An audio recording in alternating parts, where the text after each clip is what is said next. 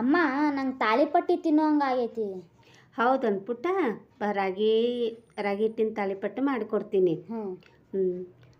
ಅದಕ್ಕೆ ಬೇಕಾಗಿರೋದು ಒಂದು ಬಟ್ಲ ರಾಗಿ ಹಿಟ್ಟು ಹಾಕ್ಕೊಂಡು ಚೆಂದಾಗಿ ಸಾಣಿಸ್ಬೇಕು.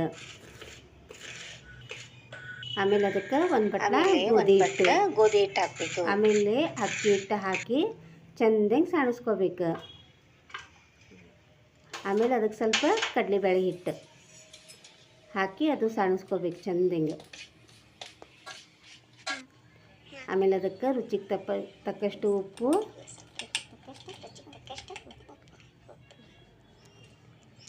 ಅರಿಶಿನ ಪುಡಿ ಸ್ವಲ್ಪ,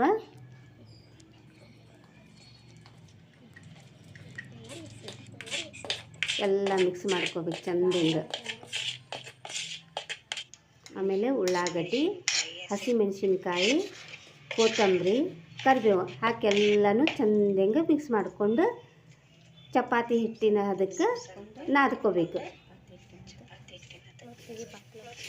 ಆಮೇಲೆ 5 ನಿಮಿಷ ನೆನೆಗೆ ಬಿಡಬೇಕು. ಈಗ ನೆನೆದೈತಿ, ತಾಳಿಪಟ್ಟು ಮಾಡೋಣ. ಚೆಂದಂಗೆ ತಟ್ಟಿ ಈಗ ಹಂಚಿ ಕಾದೈತಿ, ಹಂಚಿನ ಮ್ಯಾಗ ಹಾಕ್ಕೊಂಡು ಸ್ವಲ್ಪ ಎಣ್ಣೆ ಹಾಕಬೇಕು. ಎಣ್ಣೆ ಹಾಕಿ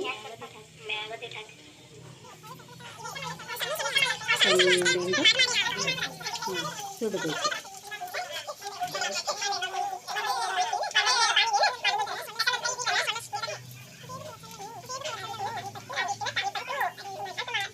ನಮ್ಮ ತಾಳಿಪಟ್ಟಿ ರೆಡಿ.